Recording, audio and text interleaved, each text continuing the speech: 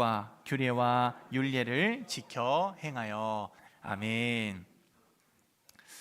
네, 기도회를 이제 시작하는데 벌써 지치고 숨이 차는 것 같으실 수도 있을 것 같습니다.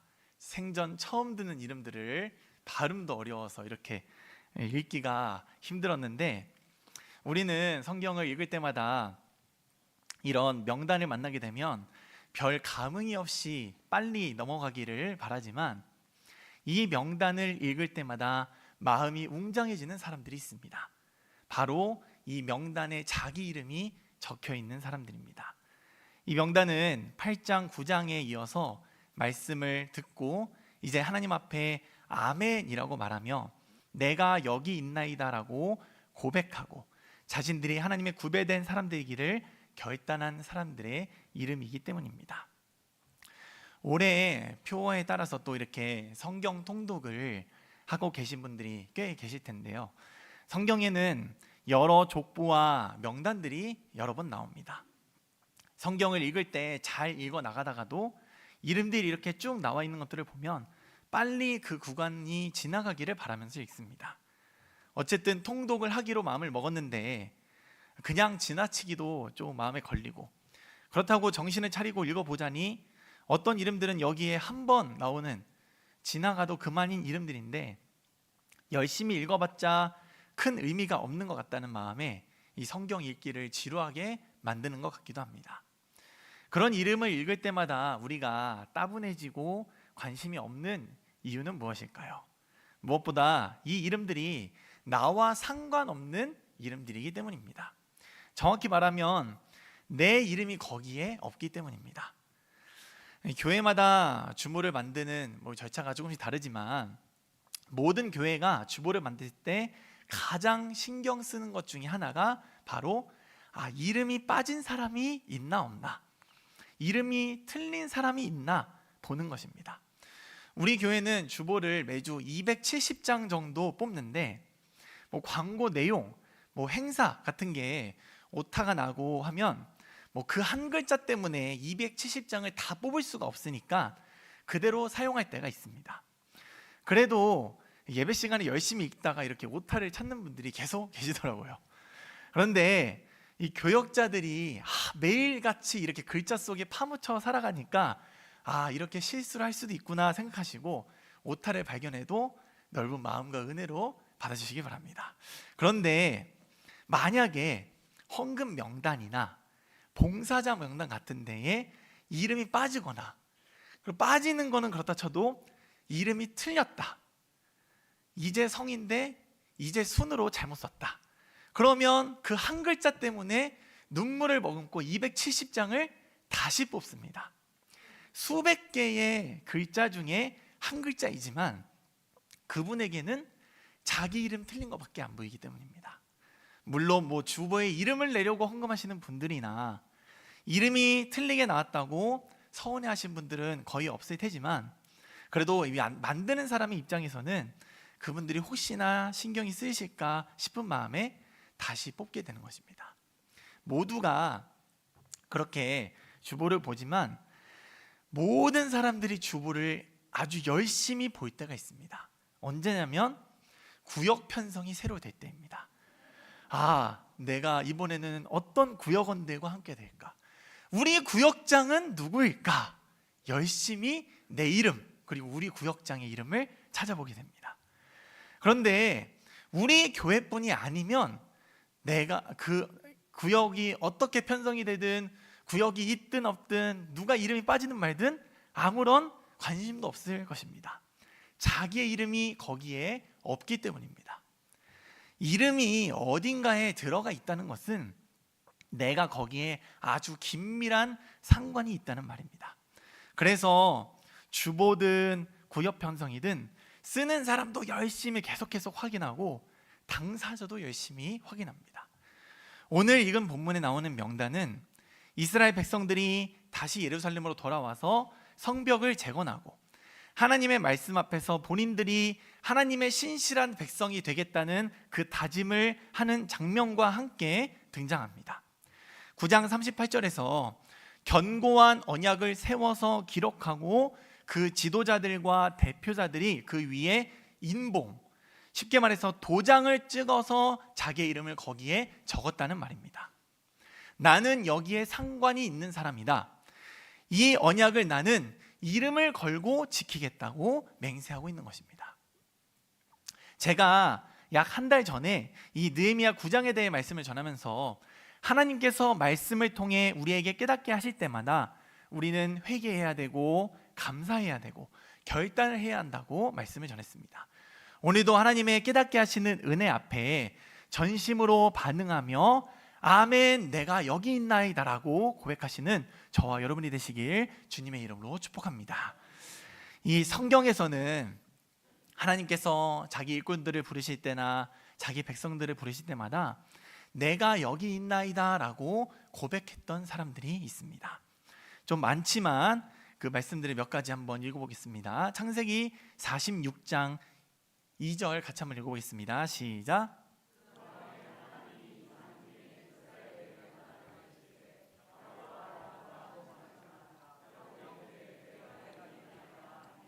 또 출애굽기 말씀도 같이 읽어보겠습니다. 시작.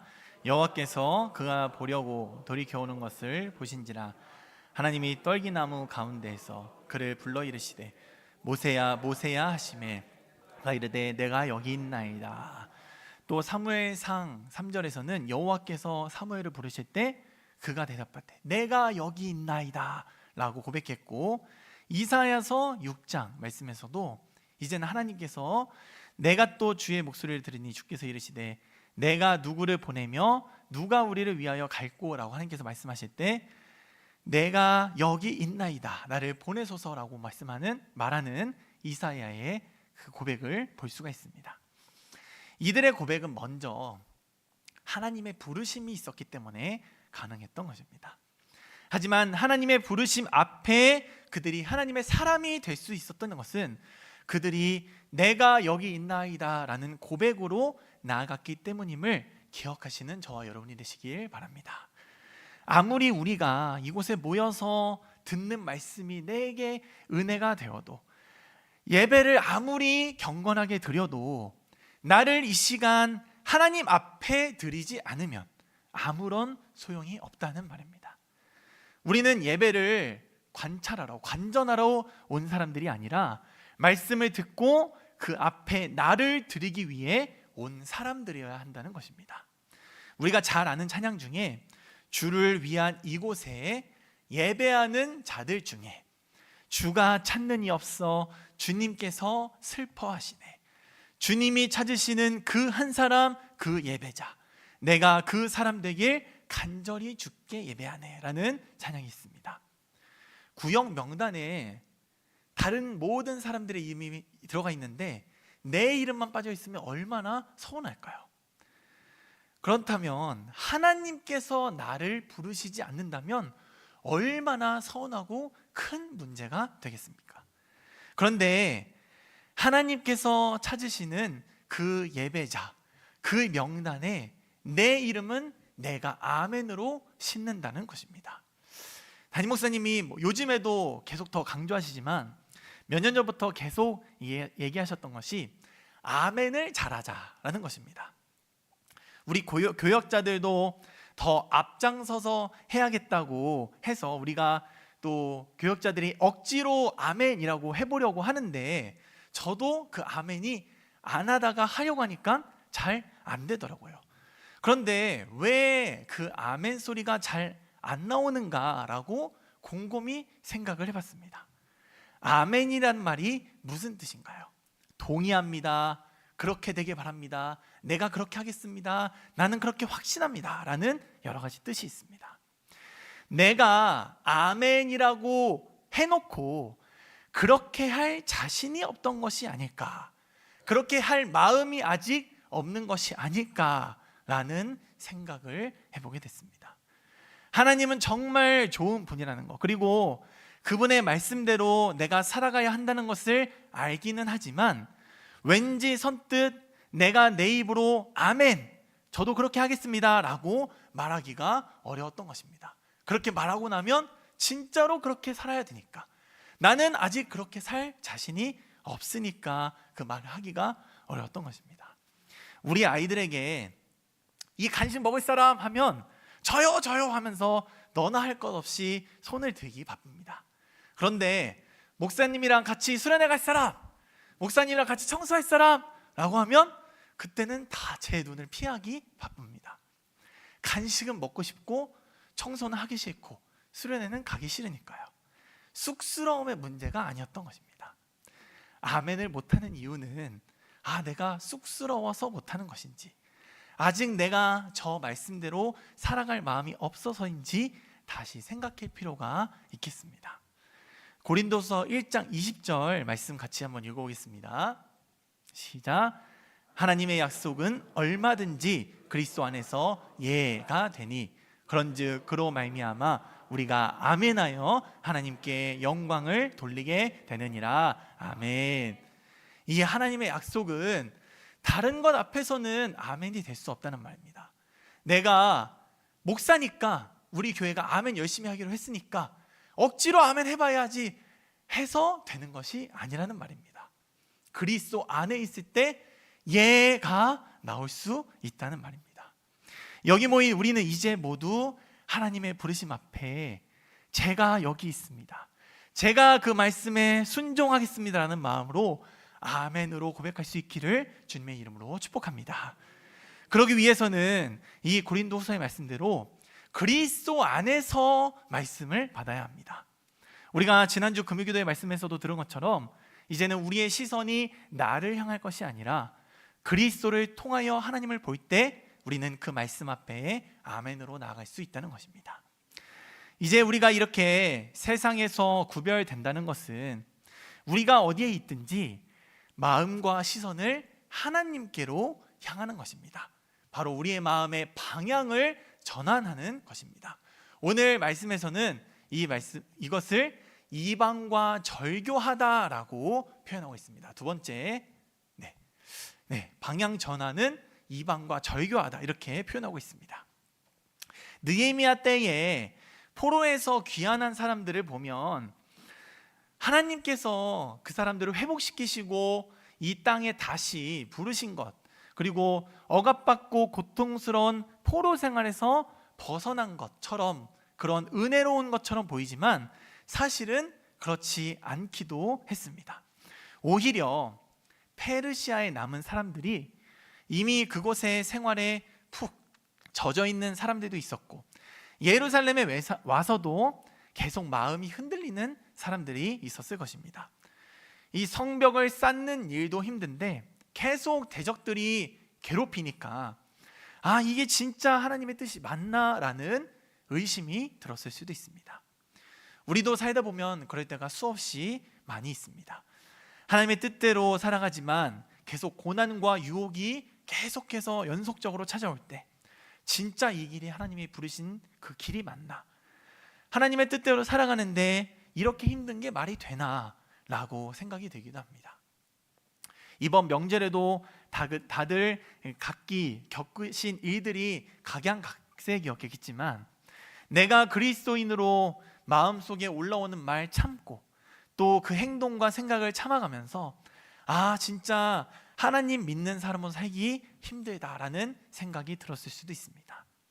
하지만 그러한 상황과 환경 속에서도 또 우리가 이 시간 이 자리 가운데 다시 나온 이유는 무엇인가요? 아무리 그렇다고 할지라도 진리는 하나님의 말씀에만 있는 줄을 믿고 있기 때문입니다. 금요일 저녁에 하고 싶은 일이 있더라도 또 집에서 편하게 쉬고 싶은 마음이 생기더라도 기어코 우리가 이 자리에 다시 나온 이유는 우리가 가야 할 방향을 알고 있기 때문입니다. 이스라엘 사람들은 이 굳건한 언약을 하기에 앞서서 이방 사람들과의 절교를 택했습니다. 이 10장 28절에 이방 사람과 절교하고 하나님의 율법을 준행하는 모든 자라는 표현을 다시 말하면 그 땅의 모든 사람들로부터 하나님의 율법을 향하여 구별된 모든 사람이라는 내용을 번역한 것이라는 것을 알 수 있습니다. 우리가 명절이 되면 가족들을 보기 위해 이곳저곳으로 이동을 하게 되죠. 아무리 멀리 있는 가족들도 우리가 내비게이션만 잘 찍으면 그곳에 무사히 도착하게 됩니다.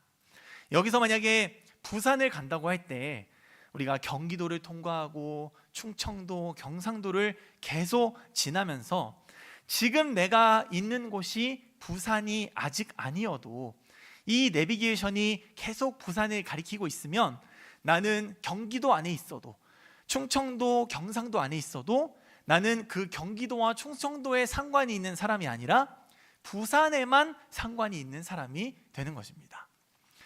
이 이스라엘 사람들이 속한 곳은 여전히 눈앞에는 이방 문화의 유혹과 또 대적들의 공격과 시험들이 있는 곳이었지만 그들의 방향은 이방 사람들과 절교하고 하나님께로 향했기 때문에 하나님께로만 속한 사람이라고 하기에 충분했던 것입니다. 견고한 언약에 함께 이름을 붙인 사람들은 그렇게 살아갈 수밖에 없었습니다. 왜 그럴까요? 그들의 결심이 대단하다기보다 이미 그곳까지 간 것 자체가 하나님의 은혜였기 때문입니다. 애굽에서 자기 조상들을 약속의 땅으로 이끄신 은혜, 화려한 그 강대국 페르시아의 그 모습의 유혹을 뿌리치고 폐허가 된 예루살렘으로 돌아오게 하신 그 약속을 믿는 은혜, 또 대적들의 공격에도 이 성벽을 쌓게 하신 은혜, 그리고 말씀을 통해 하나님의 진리를 깨닫게 하신 그 은혜가 있었기 때문입니다. 그런 은혜가 있었기 때문에 그들은 그 견고한 언약에 본인의 이름을 자신 있게 내걸 수 있었고, 계속해서 자신들을 유혹하는 이방 사람들과 이제 절교하고 돌이켜 하나님께만 나아갈 수 있었던 것입니다. 여러분이 받은 은혜는 무엇인가요? 뭐니 해도 예수 그리스도의 그 십자가의 은혜입니다. 나를 위해 이 낮고 낮은 땅 위에 오신 은혜, 나를 위해 목숨도 아끼지 않으신 그 은혜가 있기 때문에 우리가 오늘도 여기에 있는 것입니다. 그 은혜를 다시 기억한다면 우리가 있어야 할 곳, 그리고 우리가 가야 할 곳이 분명해집니다. 우리는 어디로부터 구별되어서 어디로 가야 하는지가 확실해지는 것입니다. 여기까지 나오게 하신 하나님의 은혜가 또다시 여러분을 세상 속에 살아가면서도 세상에 속하지 않은 자들로 세우실 줄을 믿으시길 바랍니다. 매번 결단하고 다시 세상 속에서 넘어질 때도 있지만 이제 그것을 넘어서 하나님 앞에 순종할 수 있는 방법은 세상에 속하지 않는 그분을 따르는 것입니다. 우리 요한복음 17장 16절 17절 말씀을 같이 한번 읽어보겠습니다. 시작.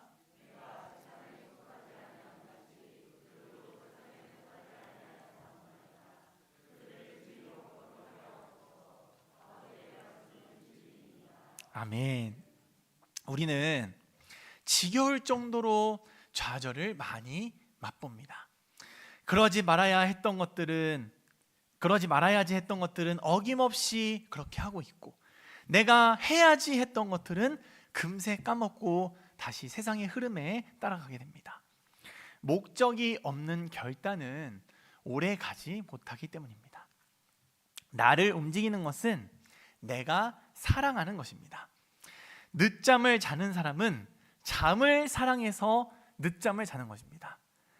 아무리 알람을 많이 맞춰도 가기 싫은 그 회사 일보다 잠이 더 좋으니까 그것을 이기기가 어렵습니다. 그런데 다음 날이 놀러 가는 날이면 거짓말같이 눈이 떠지게 되는 사람들이 있습니다.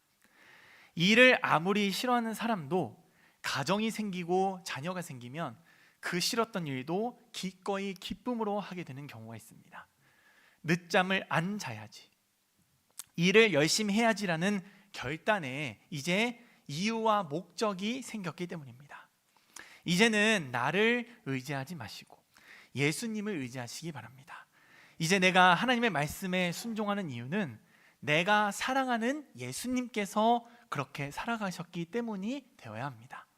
그리고 그분을 통해 누린 은혜를 계속 맛보고 싶기 때문이 되어야 하는 것입니다. 이스라엘 백성들이 이방 사람들과 절교를 했던 이유는 저 사람들의 문화는 악하니까 따라가지 말아야지에서 그치지 않고 하나님의 은혜를 계속 누리고 싶어서라는 그 분명한 목적이 있었습니다. 방향이 분명해진 것입니다. 그리고 이제 그 방향을 계속 유지하기 위해서 그들은 하나님의 말씀을 최우선에 두는 작업에 들어갔습니다. 우리가 세상에서 구별된다는 것은 마지막으로 우리의 우선순위를 하나님의 말씀에 두는 것입니다. 세 번째, 우선순위를 둘 때 하나님의 말씀을 지켜 행하는 것입니다. 우리 요한복음 17장 말씀을 다시 한번 읽어보겠습니다. 시작. 내가 세상에 속하지 아니함 같이 그들도 세상에 속하지 아니하였사옵나이다. 그들을 진리로 거룩하게 하옵소서. 아버지의 말씀은 진리니이다. 아멘. 우리가 발을 붙이고 살아가는 이 세상 문화와 절교하고 나가야 할 방향을 알려주는 것은 바로 하나님 아버지의 말씀이라는 것입니다. 이 10장을 계속 보다 보면 29절에 하나님의 율법을 따라 라고 되어 있고 34절에서도 율법에 기록한 대로, 36절에서도 율법에 기록된 대로 라고 하면서 그들이 하는 행동의 강령은 모두 하나님께서 주신 율법에 근거하고 있다는 것을 보여줍니다. 그런데 그 율법을 따르는 것을 얼마나 중요하게 여겼는지가 또 이 말씀의 핵심이라고 할 수 있는데, 우리 10장 29절 말씀을 같이 한번 다시 읽어보겠습니다. 시작. 다 그들의 형제 귀족들을 따라 저주로 맹세하기를 우리가 하나님의 종 모세를 통하여 주신 하나님의 율법을 따라 우리 주 여호와의 모든 계명과 율례와 지켜 행하여. 아멘. 이 말씀이 우리에게 아멘이 될 수 있기를 주님의 이름으로 축복합니다. 그런데 이게 무슨 뜻이길래 우리가 이 말씀을 아멘으로 받아들여야 한다고 제가 말하고 있을까요? 여기서 저주란 죽음을 말합니다. 그러니까 목숨을 걸고 여호와의 모든 계명과 규례와 율례를 지켜 행하겠다라고 약속하고 있는 것입니다. 그러니까 하나님의 법을 지키는 것이 내 생명보다 중요한 것으로 여기겠다라는 의미인 것입니다. 우리도 요즘에는 잘 안 쓰는 표현이지만 손에 장을 지진다 이런 말이 있지 않습니까? 내 말이 거짓말이면 내 손에 장을 지지겠다. 내가 약속을 안 지키면 내 손에 장을 지지겠다 이렇게 말합니다. 그만큼 내 말이 진실되다는 것을 알아달라는 말인 것처럼 이것을 자기 저주적 맹세라고 말하는데, 이 자신의 맹세가 얼마나 확실한지, 나는 이게 진실되지 않으면 내가 저주를 받아도 내가 죽어도 괜찮다라고 보여주기 위해 사용하는 방법인 것입니다. 목숨보다 하나님의 말씀을 지키는 걸 중요하게 생각하는 사람이 그 계명을 안 지킬 수가 있을까요? 반드시 지키겠죠. 우리가 구별된 삶을 살아간다는 것은 방향도 중요하지만 무엇을 우선으로 둘 것인가도 중요하게 생각해야 합니다. 내일 새벽 기도에 가고자 하는 마음은 있는데 그 전날 밤에 나를 늦게 자게 만드는 그것들을 뿌리치지 못하면 방향은 맞았을지 몰라도 우선순위가 잘못된 것이라고 할 수 있습니다. 주의를 지켜야 한다는 것은 아는데 그날 중요한 일, 그날 더 재밌는 일이 있어서 주의를 지키지 못한다는 것은 주일이 우선순위에서 밀리게 됐기 때문입니다. 밤에 늦게 자는 것, 중요한 일, 재밌는 일 자체가 죄라고는 할 수 없습니다. 하지만 아무리 하나님을 향한 마음이 있어도 그것을 실천하지 못하게 하는 무언가라면 그때부터 그 행동은 죄가 되는 것입니다. 마태복음 6장 24절에 한 사람이 두 주인을 섬기지 못할 것이니 혹 이를 미워하고 저를 사랑하거나 혹 이를 중히 여기고 저를 경히 여김이라. 너희가 하나님과 재물을 겸하여 섬기지 못하느니라 라고 말씀합니다. 하나님을 섬긴다는 것은 하나님만을 사랑하는 것을 말합니다. 하나님을 사랑한다면 그때부터 다른 모든 것들은 사랑의 대상이 아니라 사랑의 수단이 됩니다. 시간도 하나님을 위해 사용하게 되고 물질도 하나님을 위해 사용하게 되고 인간관계도 나의 즐거움도 평안도 모든 것이 하나님을 사랑하고 하나님께 영광을 올려드리기 위한 수단으로 사용하게 되는 것입니다. 우리는 이것을 신실함이라고 부릅니다. 우리가 구별된 삶을 살아간다는 것은 거룩한 곳으로 나아가고자 하는 그 방향성과 그 거룩을 가장 우선으로 여기는 신실함, 이 두 가지를 함께 가지고 있어야 하는 것입니다. 우리 마지막으로 베드로전서 1장 15절 16절 같이 한번 읽어보겠습니다. 시작. 오직